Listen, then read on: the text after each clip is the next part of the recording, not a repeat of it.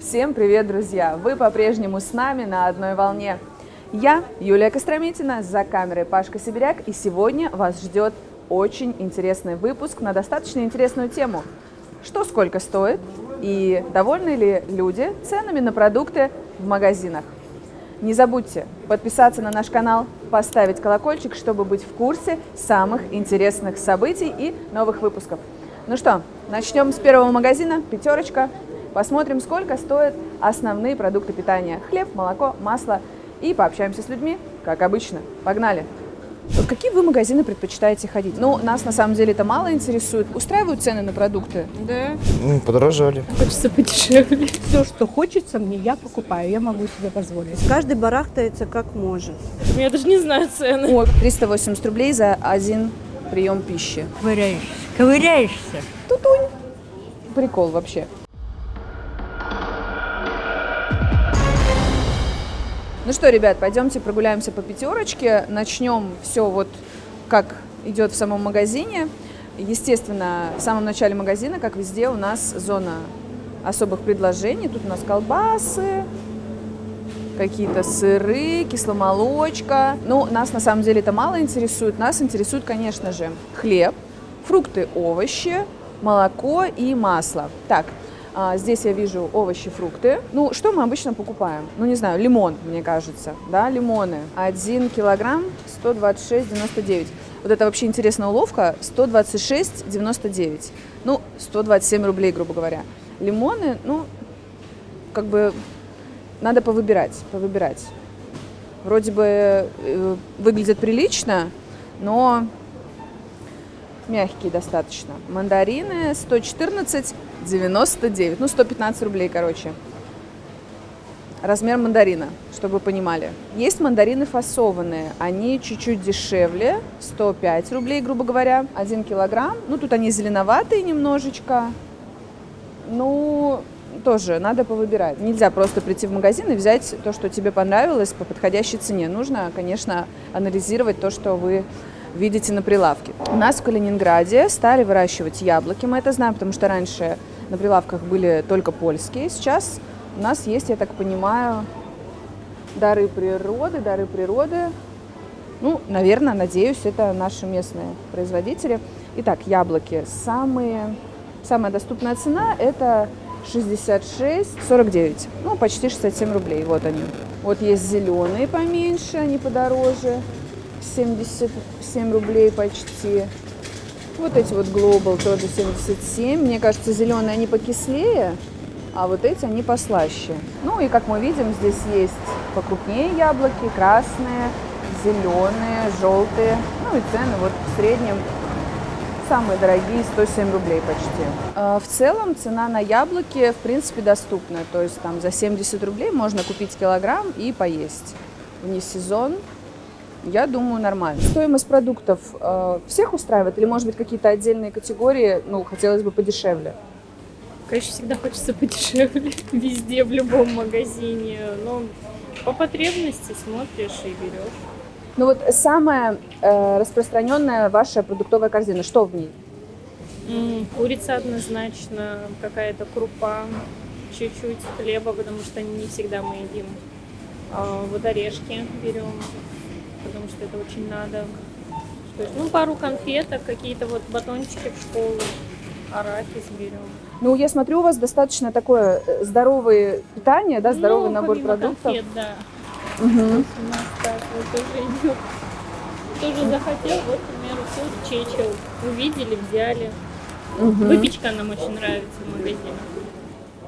Вот это то, что можно взять с собой, да, перекусить, Да, в принципе, да, удобно. Да. И в школу можно взять, если нужно. Ну, в школу мы берем, вот такие перекусики, потому что там их кормят. Но какие-нибудь там батончики вот из пастилы очень нравятся. Или злаковые с орехами мы вот тоже здесь прям берем. В других магазинах я их не видела, поэтому приходится в пятерочку заходить. Давайте посмотрим. Ну что чаще всего мы покупаем? Это картошка, морковка и лук. Картофель у нас есть фасованный в пакетах и есть на развес. Картофель есть 23,49, 28,49. Ну вот можете посмотреть сами.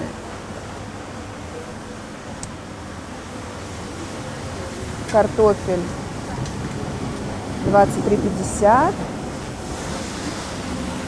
120 рублей.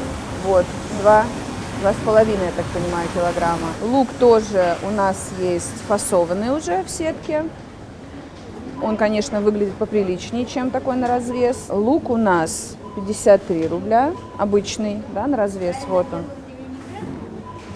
У нас есть морковь мытая, морковь весовая просто обычная, чистенькая, и морковь подешевле. Так, морковь подешевле у нас стоит 37,99. Морковь мытая в упаковке у нас почти 70 рублей. Морковь еще 78 рублей. Ну, есть из чего выбрать, понятно. Лук тоже, кстати, есть несколько видов. Есть лук репа, лук белый, красный. То есть, ну, выбирай не хочу. По стоимости у нас лук есть 57 рублей почти. Ну, и тут уже пошло подороже. Есть вот вообще, интересно, 400 грамм. То есть вот 45 рублей, грубо говоря. У нас тут рядом капуста. Но это уже, наверное, мы в следующем выпуске сделаем более подробный обзор. Но здесь капуста тоже обычная, покрупнее, белокочанная, 43 рубля. А какие самые популярные вот крупы вы покупаете? Что чаще всего кушаете? Гречка. Гречка, да? А макароны? Макароны. Ну, не макароны, а я эти спагетти. Так что это самое. Тут уже ковыряешься. Выбирать приходится, да? А как же? Вы на пенсию живете? Нет. О, видите, еще пенсия, уже еще Еще работа. и работаете, да? Да, но я помогаю детям. Вот что вы давно не покупали из-за высокой цены? Мясо настоящее. От яиц я уже сынку сказала, давай поосторожнее. А что из овощей чаще всего покупаете? Только вот то, что на борщ нужно. Только вот на борщ, да? Потому что уже помидоры не то. Уже не пошло по деньгам. Да, что толку, пенсию добавили 1500. А что такое 1500? Вы в магазин на один раз ходили. Да. Вот, ну что сейчас, по вашему мнению, на 1500 можно купить? Кусочек колбасы. Хлеб? Ну, у меня еще кошаки. Ой, Китикет, это да. Так что тут всех приходится кормить. Ну, видите, даже вот братьям меньшим помогаете, несмотря на Ну, всю ситуацию. А как же? Как же? Сейчас животные – это первая любовь, которую ты получаешь. Остальное вот это холодно. По овощам, вот самое главное, да, что мы чаще всего покупаем, это помидоры, наверное, и огурцы. Помидоры у нас, томаты. Томаты начинаются от 158,99. Вот они. 159 рублей, 600 грамм. Да? А так килограмм 199 рублей 99. Вот они.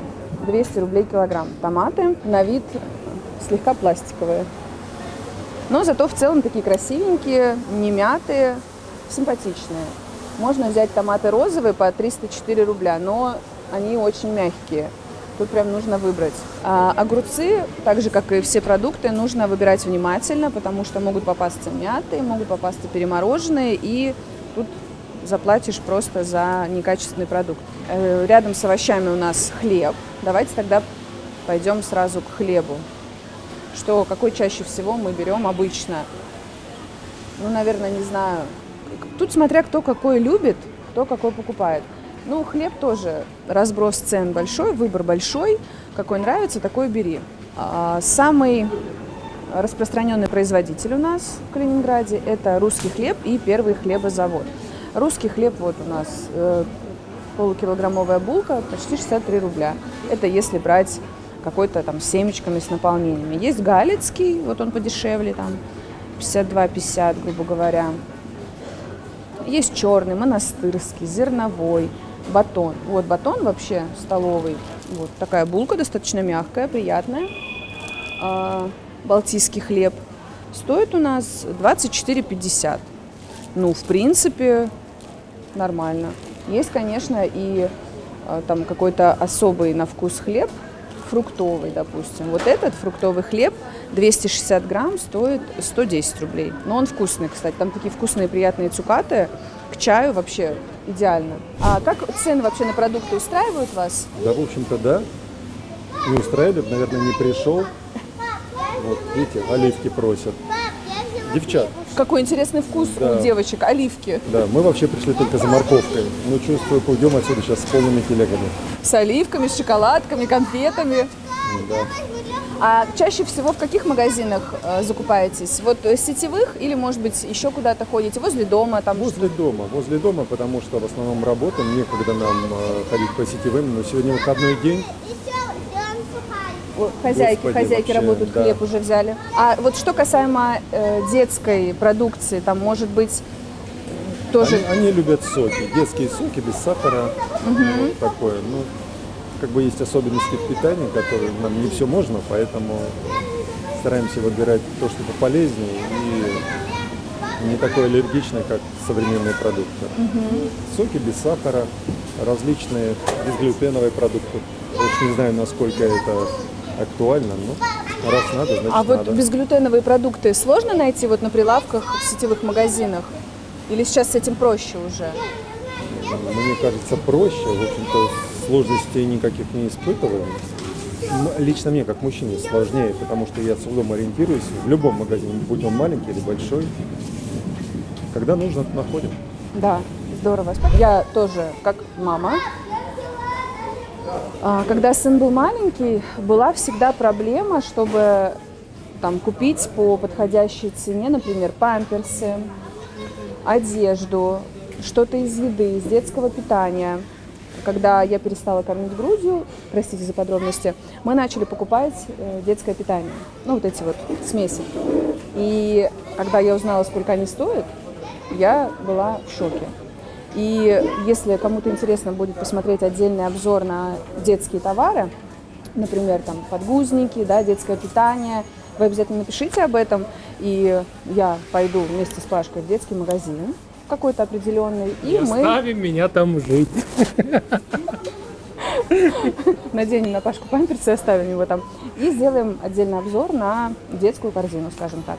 Здравствуйте, может быть, вам помочь прочитать? Нет, я вот думаю, что взять отрук или лопатку. Вот А на что? Что будете готовить?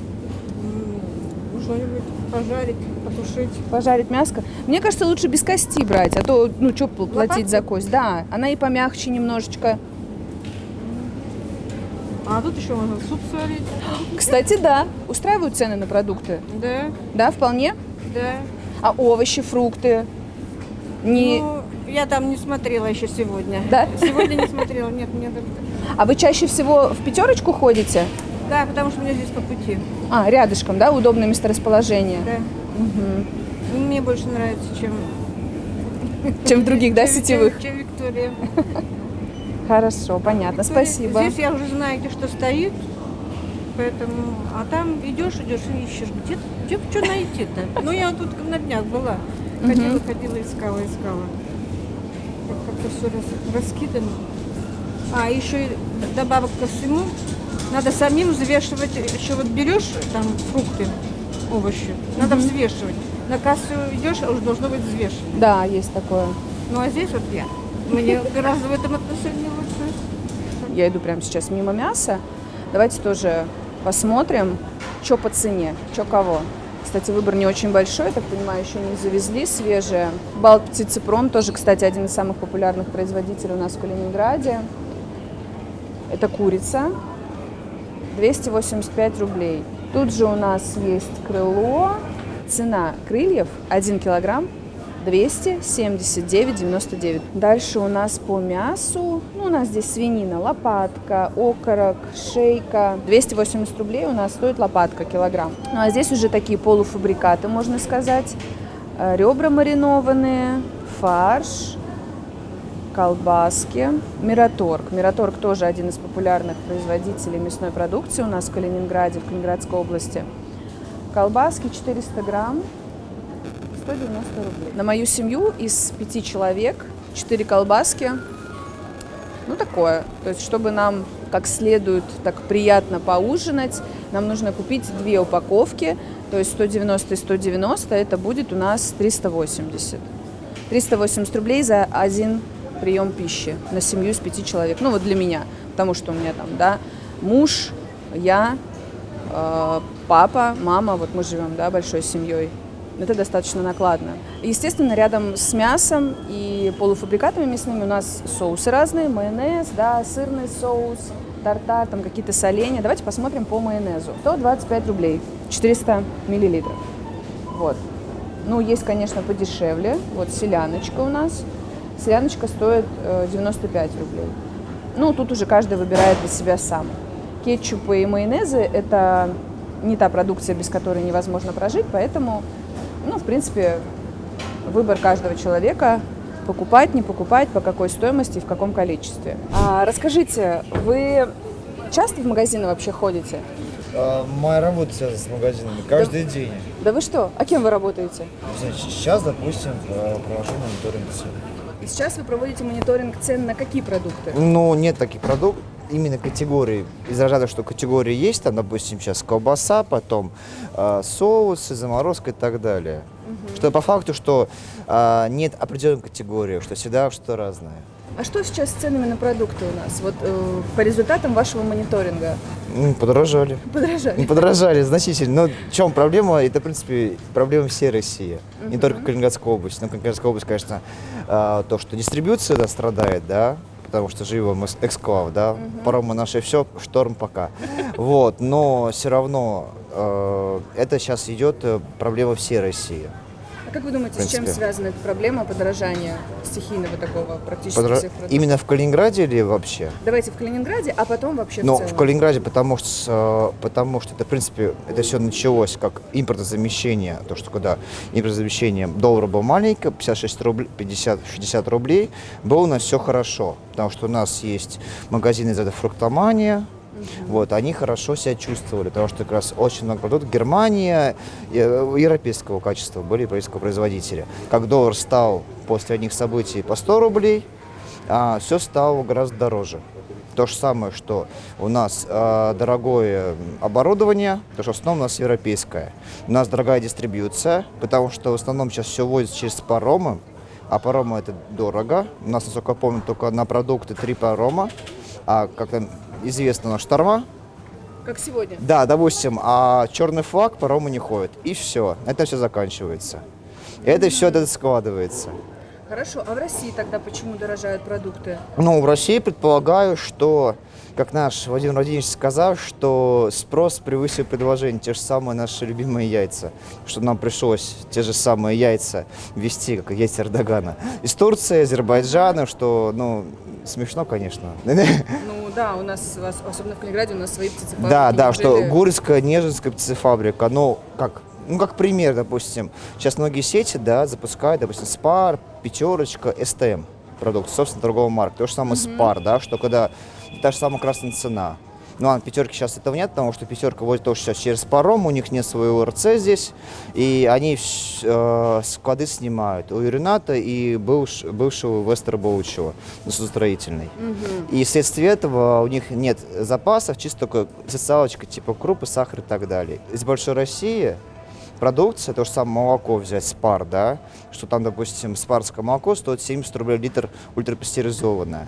А когда местное, зайский фермер, может, там, если посмотреть, да, там около 90-80 рублей. То есть здесь уже, честно, можно сказать, что, как выразиться так культурно, что очень сильно решили, что нет у них конкуренции. Ничего себе, как говорится. Да, ничего себе именно. А вы как потребитель, что чаще всего покупаете в магазинах? Вот ваша продуктовая корзина из чего состоит? В магазинах? Да. Социалочка, обязательно молоко, хлеб нет, хлеб не ем. Там, виды сосиски, колбаса, что, в принципе, то, что чаще всего, сейчас, к сожалению, машина сломалась, да, чаще всего находится у меня 75% движения в машине жизни, поэтому это из разряда вот какого-то там натурного продукция, да, готово сразу можно разогрев и съесть, да, а если дома, ну, что можно быстренько приготовить и съесть уже.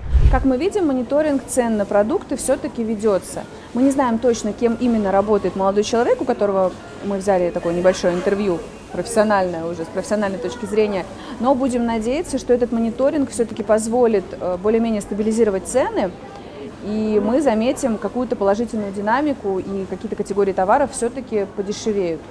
Но мнения людей разные. Для кого-то стоимость продуктов приемлемая, для кого-то все-таки дорого. Ну, Поживем, увидим, как говорится. А как часто вы ходите в магазин? Каждый день. За мелочами и по-крупному, вот как сейчас. Покупаю все, что мне хочется и то, что мне разрешительно.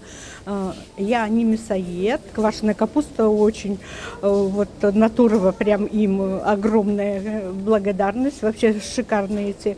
Ну, все покупаю. Здесь вот в этой Бакалее маленький магазинчик такой есть фирменный, и вот здесь покупаю все сыры, творожное, молочку. Ну, все, что хочется мне, я покупаю, я могу себе позволить. Вы работаете или пенсионер? Я пенсионер давным-давно, так что мне 70. И я работаю. То есть, в принципе, денег хватает на то, чтобы содержать, не отказывать себе в еде. Совершенно верно. Оплатить социалку, покупать какие-то мелочи. Ну, в принципе, на все хватает. Погнали дальше. Здесь у нас заморозка, пельмени, блинчики. Ну, мы на этом не будем останавливаться, потому что здесь тоже каждый выбирает для себя сам. Мой любимый отдел. Как кто-то написал в комментариях, наверное, алкашка какая-то. Нет, ребят, я не алкашка. Я пью достаточно редко, но вкусно. Вы, кстати, напишите в комментариях, сделайте обзор по алкогольной продукции в наших магазинах. Я с удовольствием сделаю такой обзор, а может быть даже дегустацию проведем. Пашка там нервно хихикнул, потому что он тоже хочет прибухнуть, особенно на камеру. Что чаще всего покупаете в магазинах? Продукты. А какие именно? Может быть, чаще всего овощи? Или вот каждый день там молоко, хлеб? Молоко, хлеб, конечно. Детское питание. Что с ценами на детское питание? Вот устраивают они вас? Ну, в принципе, да. Адекватные цены. Адекватные? Часто скидки есть на пюрешечки. Угу. А в какие магазины чаще всего ходите? Сетевые или, может быть, вот возле дома, который туда? Возле дома, потому что маленький ребенок. Угу. А сегодня решили прогуляться без ребенка? Да, потому что погода не позволяет погулять с ребенком. Да, и решили выбраться. Цены на продукты, на основные там молоко, яйца, хлеб устраивают вас или? На яйца пока нет. А как часто яйца покупаете? Раз в 2 в неделю точно. Пока яичницу мужу на завтрак, потом себе, ну и в продукты, там пироги и так далее. Любим побаловаться. Больная тема для, не знаю, как для всей России, но для нас, калининградцев, вообще капец. Когда они стоили 70 рублей, 80 рублей, потом хренак и 150. Вот, как раз таки. Селяночка, 150 рублей, 149,99. Но вы можете купить одно яичко за 13,99. Тутунь! Прикол вообще. Также помимо селяночки по 150 у нас есть гурьевское яйцо, это наш местный производитель, 160 рублей, ну 159,99. Нулевая категория, 160 рублей. Ну, слушайте, как бы хороший размер. Здесь у нас курочки на C1 категория, то есть они такого не совсем большие, не совсем маленькие. Нормальные яйца, нормальный, хороший размер. Скажите, какие продукты чаще всего покупаете? Ну, когда хожу на работу, вот покушать. Перекусить, салатики, да, всякое такое. Ну, а если домой вот закупаетесь, что берете? Молоко, там, сметану, мясо. Устраивают вас цены на продукты Да. в целом, да? То есть стоимость яиц за 150 рублей не шокирует особо? Ну, яйца домашние мне привозят, поэтому я даже не знаю цены. Ой, как здорово. А откуда привозят? Родители у меня курочек держат, поэтому у меня все бесплатно. А родители продают яйца? Нет, Нет? у них там 4 курочки, только вот они кушают собачки и я. Чисто для себя, да, Да, для да. семьи. Хорошо. А чем занимаетесь, вот в какой сфере работаете? Вот в ювелирной, вот на застяной работаю. О, в ювелирном магазине. Да. А как, кстати, сейчас с ценами на ювелирную продукцию? Она возросла или... Конечно, Да? оно всегда растет.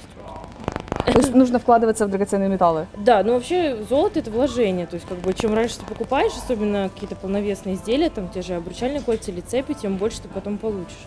Потому что их можно потом переделать, все остальное, то есть как бы они всегда растут, и вот сейчас с Нового года подросли опять, то есть все новые уже поступления, они уже по повышенной цене будут.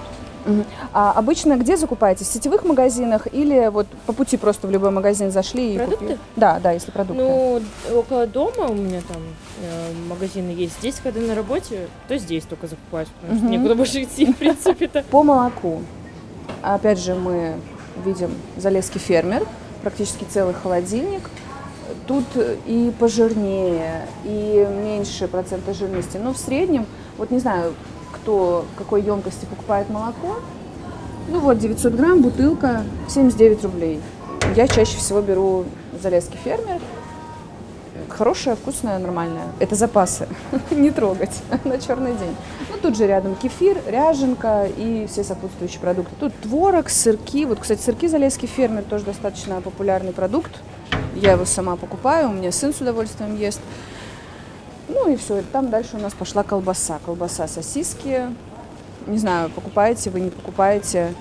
И какие, кстати, вы больше любите, напишите, поделитесь в комментарии. Может, кстати, устроим дегустацию. Как вам такое? Скоро май. Ну, как скоро? Когда-нибудь он наступит, можно купить сосиски, например, нескольких видов, и пойти пожарить и попробовать, какие вам, нам больше понравятся. Слушайте, у нас получается уже кулинарный фудблог и алкогольный. Мы будем дегустировать алкоголь, мы будем дегустировать сосиски. Ну, сосиски тоже. Я в этом не профессионал, не знаю, какие лучше, какие вкуснее, но разброс цен тоже от самых низких, вон там 47 рублей за 100 грамм. Ну, кто во что горазд, кто что больше любит. Поэтому приходите, выбирайте, покупайте, как говорится. Сахар у нас 73,50 килограмм. Ну, норм. Я помню времена, когда, конечно, сахар стоил рублей по 40. Но когда это было? Рядом с сахаром у нас масло стоит. И здесь их два вида. Но мы пойдем еще посмотрим на прилавки, потому что здесь у нас масло «Благо» и «Идеал». Здесь нету олейны, самого популярного, самого распространенного, поэтому давайте посмотрим. Масло олейна 153 рубля за литр. За литр, да, обратите внимание. Но здесь есть подешевле, 0,9 литра, то есть 900 грамм, 95 рублей. «Благо» тут рядом стоит. Дары Кубани. Ну, здесь тоже вот кто что выбирает, кто на каком масле жарит. Это была такая реклама, помните? А вы на каком масле жарите? Тут же у нас макароны. Есть вид макарон «Красная цена». Для экономных стоит 23,50. Как хозяйка, как опытная женщина.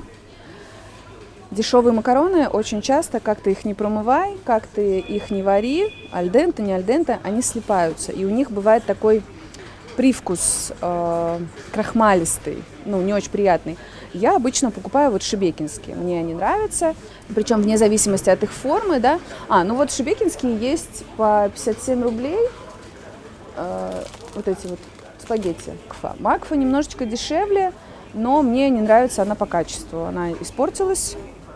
Это сугубо мое мнение. Мы одно время покупали Макфа из твердых сортов пшеницы, но тоже она слипается, и появился вот неприятный этот привкус. Ну, выбор есть. То есть выбирай не хочу, покупай, и можно экономить спокойно. Идем дальше. Здесь у нас опять майонез. Масло сливочное. Ну вот «Залесский фермер» 173 рубля. Я как хозяйка могу сказать, что вот в принципе «Залесский фермер», ну, хорошее масло, приятное, чуть-чуть сладковатое, и, ну, я его покупаю. Сейчас, конечно, последнее время я хожу в магазин «Березка» и беру там белорусское, такое на развес большое. Нежинское. Ну, Нежинская тоже продукция хорошая. Да, оно тоже вкусное, но вот смотри по процентам. Ну, в принципе, и «Залесский фермер» 82,5%, и Нежинская тоже 82%, ну, есть 72,5% жирности. Ваше мнение по поводу стоимости продуктов у нас в Калининграде? У нас они очень дорогие. Наверное, все-таки это очень связано, я думаю, с доставкой. Я сама в торговле, но у меня торговля не продуктами питания, а наоборот, непродовольственные товары. И я столкнулась тоже как предприниматель с тем, что стал вопрос с доставкой. Вот реально очень долго. Вот я заказала товар, у меня должна была быть доставка с Москвы. И вот с 5 числа у меня просто это все застряло, и меня хотели конфисковать на литовской границе. Вот сейчас это переходит в основном на паром, а паром все время дорого. И мне непонятно, почему ничего не придумывают до Калининградской области, чтобы как-то вот у нас с растаможкой этот вопрос решить, чтобы не так было это дорого. Вот. А у нас сегодня как складывается? Каждый барахтается как может. И люди всегда удивляются у меня в магазине, говорят, ой, как дорого. А все поставщики каждый раз, каждую неделю все дорожает.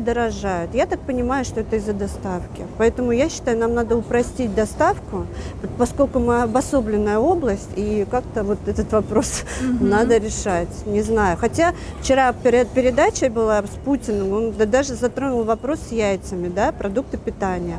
Почему они такие? И когда спросил он у министра сельского хозяйства, как идут дела, он ему сказал, да, все отлично, все хорошо.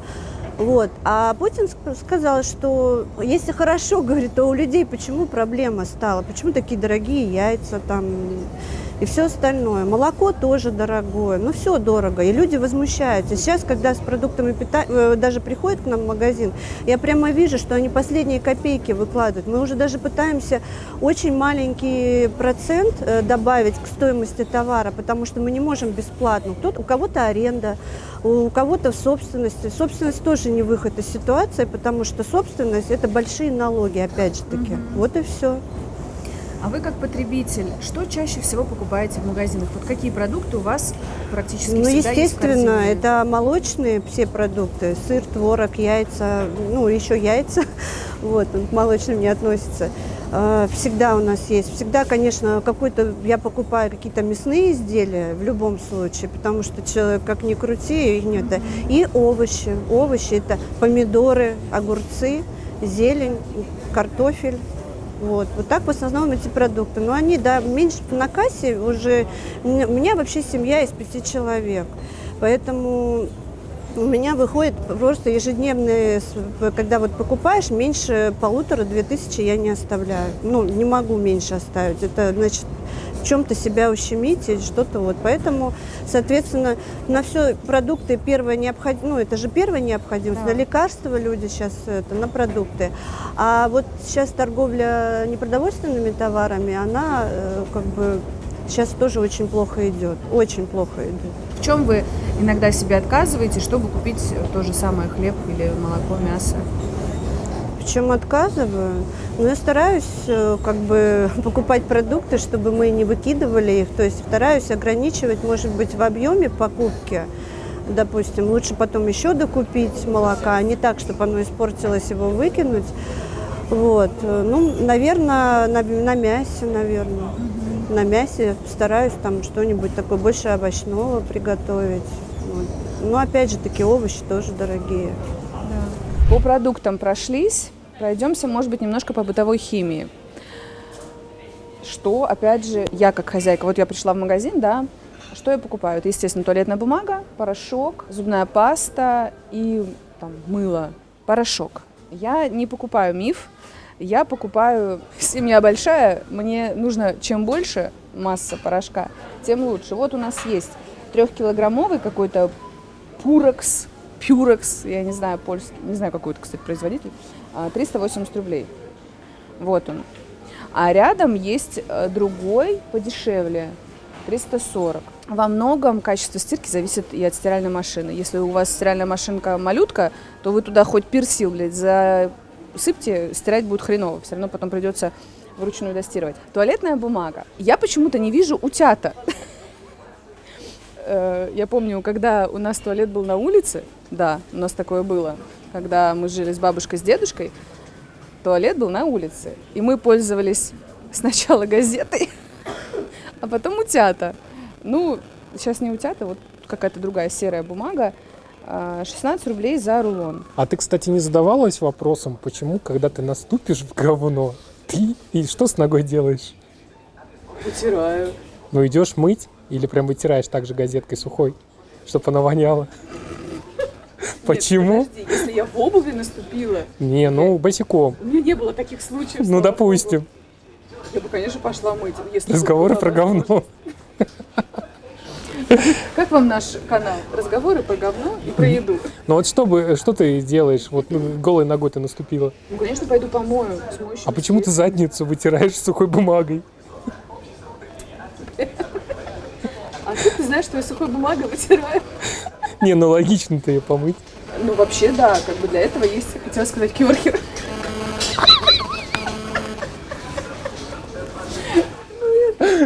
Биде. Кёрхер. Вы понимаете, что я выросла в деревне? Ой. Паша, продолжим тему туалетной бумаги.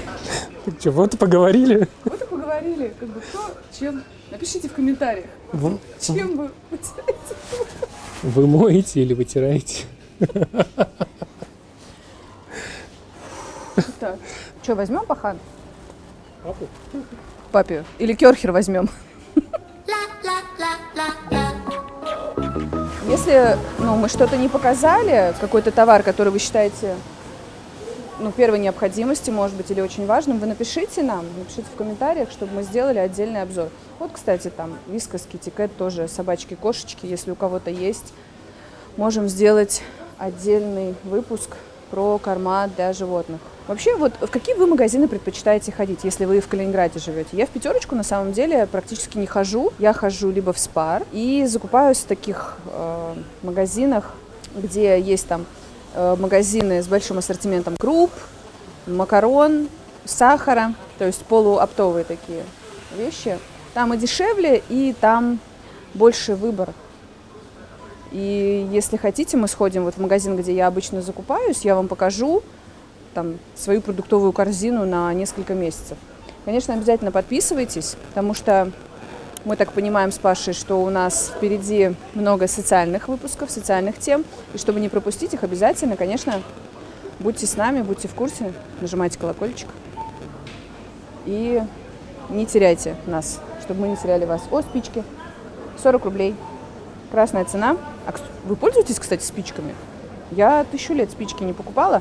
Помню, раньше в магазине, у нас в поселке спички давали на сдачу. Если типа нет сдачи 50 копеек, коробойка спичек давали.